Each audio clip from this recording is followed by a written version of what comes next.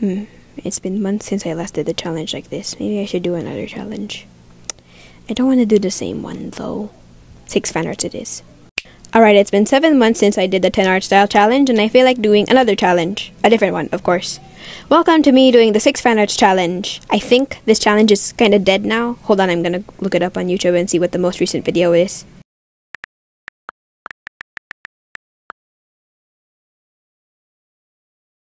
Huh, 3 months.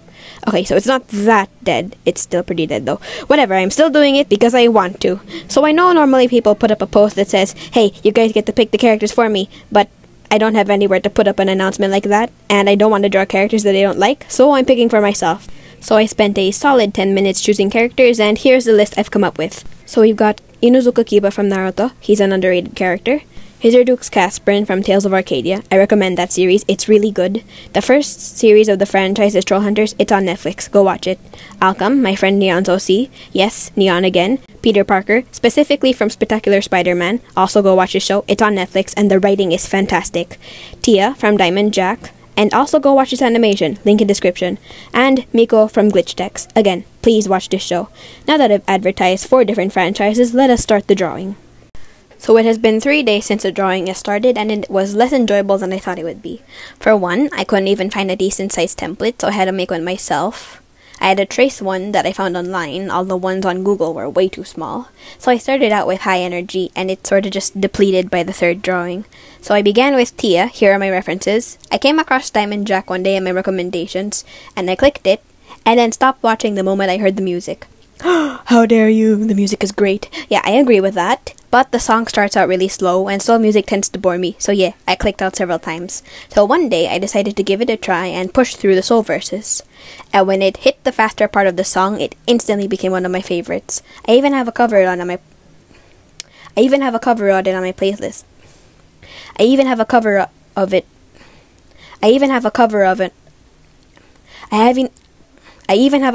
it on my playlist that I listen to when I draw. I had the good idea to put the light source behind her, like in this shot, and that light source actually affected the rest of the drawings. I'm not really that happy with the overall drawing, but it's satisfactory. At the time of recording this, I still haven't finished, so I can't really choose a favorite yet. So this next one is Alchem, and he is the current best one in my opinion. I asked Neon for pose ideas, and he said he'd be trying to make the box bigger, but only succeed in breaking it. So that's why his box is broken. He now deeply regrets breaking the box because the light from Tia's box is getting into his and it's bothering him. I showed it to Neon, and he said he liked it a lot. Woo! It's still the 2nd one, and I still have motivation. Wonder if I'll still have enough to finish the challenge. So the next one is Duxie. This is where I started losing motivation. His pose changed at least 3 different times. His signature pose is this, but I am terrible at drawing arms. I also struggled with his face, and I also contemplated whether or not to include his cat Archie. It's because of all the problems with this sketch that I started losing energy. So here's the top row. My favorite is Alchem. His pose is the most expressive, and I think he has the best shading. Procreate has a limited number of layers for each canvas, and I nearly hit the limit with this canvas, so I just duplicated it, merged all the top row characters in the template so I could work on the bottom row. As you can see, the next character is Kiba. Teammate got the short end of the stick. In fact, of all the Konoha 11, they're probably the most useless team, and that's because of Hinata. Don't get me wrong, Hinata is a great character. She's one of the ones I don't hate and find moderately interesting.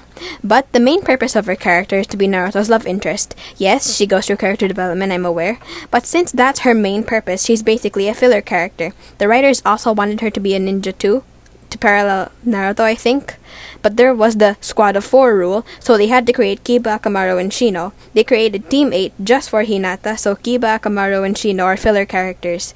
Which is such a waste because all 4 have such interesting powers and they have potential to contribute greatly to the plot.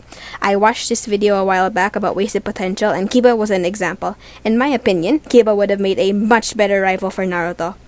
And what about the thing with Indra and Ashura? Yeah, there's that. But what's wrong with having more than one rival? Plus, you tell me what's a better parallel? A dog and a fox? Or a fox and See, Sasuke doesn't even have an animal.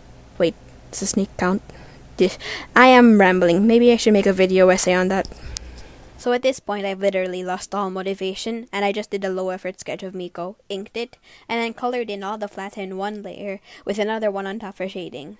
Well, that technically makes this 5 fan arts, if it weren't for this. This is Glendale. Everyone say hi. I am sorry, Peter. Maybe you'll get your own individual piece. Maybe. So here is my finished 6 fan arts. My favorite is Alchem and my least favorite is Miko. So I just realized that all of the characters here are extremely chaotic. They'd probably destroy a building. So that is my slowly depleting in effort 6 fan arts. I bid you all adieu. It has been way too long since I started this. I thought it would take a lot less time.